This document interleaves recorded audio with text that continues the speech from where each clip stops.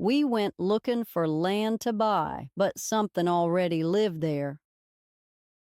I haven't told many people about this, but a couple summers back, my husband and I nearly bought a piece of land out in East Tennessee. We were living near Knoxville at the time. He was dreaming about getting away from the noise. I wanted a garden, some quiet, maybe even chickens. We started talking about getting land, just a few acres, something wooded and quiet. That's when one of his work buddies mentioned a piece that had come up for sale. It was about 40 acres, way out in the hills, and cheap. Off-market. Said it used to be someone's hunting land, but the family just wanted to unload it. It sounded like too good of a deal to pass up. We figured we'd at least go look. It was early in the day still, but it was already hot. This was one of those sweltering June days we get in the South where the air is so humid that it feels downright thick. Your sweat just sticks to your skin. The road turned from pavement to gravel, then narrowed to a two-rut track with weeds brushing the undercarriage. I had a pit in my stomach before we ever pulled off the blacktop. Not fear exactly, just a weird feeling. I always been like that, kind of sensitive to people and places. Sometimes I know when something's wrong before I can quite figure out why. But also, sometimes it's just nerves. It ain't always this amazing intuition. Sometimes I do get anxiety with no good reason. I've been to therapy about it and everything. So I just took some deep breaths and didn't say a thing to Ben. Still, the closer we got, the worse I felt. The deeper in we got, the quieter it was. It didn't seem all that peaceful. It was off. It felt too still, somehow, if that makes sense. When we finally got there and pulled up into a clearing, the truck's engine seemed loud in the silence. There should have been the sounds of insects in the grass or at least a bird or two, but it was all just dead still. There was an old hunting shack near the edge of the woods and what looked like a collapsed barn off to the side. I would bet that old wood was worth something, but way out here, nobody was going to come pick over it. I got out first and was hit with this smell, almost like wet fur and hot metal, and a lot like a dog that had rolled in something rotten. It reminded me of our old husky we had when we first got married. This one time, she got out and was just running wild. The old girl always loved a car ride, though, so I started driving around, and I found her by the side of the road, rolling in what was left of a possum that had been run over days prior. It was ripe, to say the least, and she smelled putrid. I washed that dog 4 times before she smelled right. Anyway, what I smelled reminded me a little bit of that. Dang awful. While Ben walked over to inspect the barn, I found myself sorta drawn toward the tree line. I noticed a big tree at the edge of the woods with 4 deep vertical claw marks slashed down the bark. They were long, too narrow for a bear, and too high up. They were higher than I could reach. I stepped closer, looking up at the fresh gouges. The wood was splintered and still sappy. I tried to imagine what could have made this. At this point, I vaguely noticed that my mind felt sort of sluggish, not as sharp as usual. My anxious and overanalyzing feeling of dread from earlier had been replaced by a stuffy sensation. I can't describe it too well because it was still a little fearful, but blunted, and I felt curious even though I was all confused.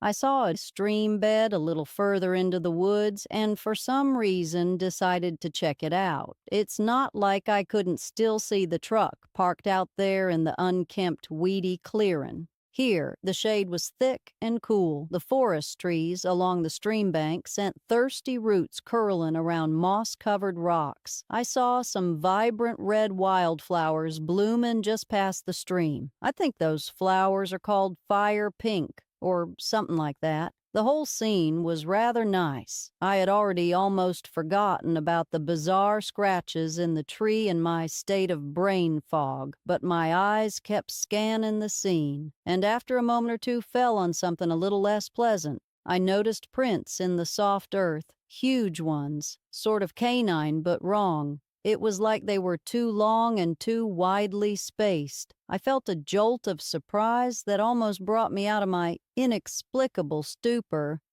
I would need to show this to someone who knows animal prints because I had no clue what might have made them. I got my phone out to take a photo, but it had powered down. I stared at the useless device in my hand. I didn't understand. I had made sure it was fully charged less than 2 hours ago when we left home. Then I heard something that startled me. There was a heavy crack of a branch somewhere deeper in the woods. It wasn't a deer or wind. It sounded really big and close. I called out for Ben. No answer. The air felt electric, like the moment before lightning strikes. Everything was still dead quiet, too. There was not a single bird song or buzzing insect. Suddenly, I heard Ben calling my name, and it was like my mind cleared the rest of the way of the fog. All of a sudden, I felt real unsafe and alone. As I half jogged out of the woods, he was already hurrying back from the shack. His eyes were so wide. He told me he seen something duck into the trees, some kind of big animal. He just said it was tall and had dark fur. It stood on 2 legs like a man, but it wasn't a man. I told him firmly that we needed to go, now. We headed back to the truck, walking fast but trying not to run. Some primal instinct kicked in, and I guess we both felt like we needed to try to avoid activating the prey drive of whatever this thing was. As we reached the truck, I could feel the hairs on my arms standing up. My face felt tingly. Then came this sound, deep and dry, a growl low enough that I felt it in my chest more than I heard it. My hand was on the door handle, already opening it. I stole a glance over my shoulder, and there it was, just inside the tree line, right near where I had been staring at strange paw prints and feeling all out of it just a little bit before. This thing stood on 2 legs, I reckon at least 7 feet tall. It was like a big werewolf, with long arms and clawed hands. It seemed lean and muscular with a narrow waist compared to those wide shoulders. The black fur seemed sleek and short, except that it looked fluffier around its neck. Since this thing stood partially in the deep shade, I couldn't really see details of its lower body, and I didn't see whether it might have been male or female. Those broad shoulders didn't seem too ladylike, though. Its head was canine, almost like a shepherd dog or a wolf. The ears were tall and pointed. Something about the eyes, though, those weren't animal eyes. They were a golden yellow and staring right at us. I wouldn't say at all that they looked soulful, but there was a certain intelligence in them, and clearly it wasn't afraid. It just stood there, half in shadow, watching us. Honestly, its expression was one of disdain almost. It's hard to explain. I am a dog person. This was not a normal dog expression. Even an angry dog don't manage to look so haughty and annoyed without even baring its teeth. I could see the tips of its pointy white teeth sticking out of its mouth a little bit, but it didn't seem to be trying to show them to us. Ben and I both probably only looked at it for a second or two, right then, of course. It takes so much longer to describe an encounter than to live it. We got in the truck, almost clumsy in our hurry. As we pulled away, I looked back through the mirror, and it was still there, watching, but had stepped more into the open.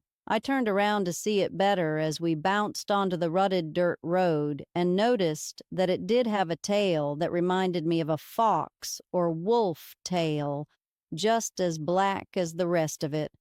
Ben floored it, and in a moment or two the creature was gone from view. We drove in silence for a long time. Neither of us knew what to say. I tried to get my phone to come on, and eventually it did. Sometime after we had left both the dirt road and the gravel behind, Ben muttered, "That wasn't a bear." I just nodded. It knew we were there the whole time, Ben continued. We are not buying that land, I stated flatly. My husband gave a humorless laugh. Yeah, no way. You couldn't pay me to go back there. No wonder someone wants to offload it. I sighed. Guess if a deal seems too good to be true, it probably is. Maybe you should warn your buddy that there's something not right about this spot. My husband nodded, then asked me, Did you see that coyote cross the road? What? I had not seen anything like that. Then again, I had spent a great deal of time craning my neck to look behind us while Ben kept his eyes on the road, and after that I'd been staring at my phone trying to get it to turn on. Apparently, a weird, lanky coyote thing had run across the road a good bit in front of us just a minute or so after we drove away from the clearing. I had totally missed it, and Ben had been fully locked in on just driving away as fast as possible and had not said anything. Maybe that thing had pups or something, Ben suggested with a shrug. His knuckles were still white as he gripped the steering wheel like his life depended on it, even though we had returned to regular paved roads some time ago and were well on our way back to civilization. We never went back. Ben never talked about it with anyone else except for the work friend who told us about the land. All the guy said was all serious. Yeah, that area's got stories. Guess they ain't just tall tales after all. My apologies to you and the missus. He didn't elaborate further, and Ben didn't ask. I wish he would have, but Ben didn't even want to talk with me about it anymore after that day. I asked about that work friend recently, and apparently the guy got transferred to another location and they fell out of contact. About a year ago, I started researching what we saw and watching YouTube videos and listening to podcasts. Ben would have no part of it, but I think it helps me to take in information, and I feel like it has helped me gain some peace in learning more about the creature. I guess some people call it a dogman, others call it a werewolf, but I guess they don't change into human form. Anyway, I've listened to hours of encounters and stuff, and I feel pretty lucky at this point. Some people feel like these things can follow you home, and I believe it. But I don't feel like that ever happened to us. I was so nervous at night for a while, even though we saw this thing in broad daylight, but I never got the feeling that it actually came around our house. I guess especially looking straight into its eyes wasn't the best idea, but I didn't know better at the time. I'm glad it didn't latch on to me or talk to me in my mind or whatever some folks say they do. I've had a few nightmares, but nothing that felt real targeted, and they faded after just a month or so. Some people think they are pure evil. Honestly, I could see that. That growl was like something from a horror movie. These things have scary vibes. I hope I never see another one for as long as I live. But also, what comforts me is knowing that really and truly, if it had wanted to hurt us, it easily could have. I shudder to think about how close I must have wandered to it when I was checking out the tree scratches and its footprints. I never would have known what hit me until boom, just another missing person gone forever. It didn't do that, though. So I don't think it was pure evil. It was clearly smart enough to make a decision, and it did not choose to harm us. Maybe Ben was right, and that other one he saw was a baby one, not a weird coyote. Maybe it just wanted us to stay away from its territory and leave its family alone. I guess I can't blame it for that.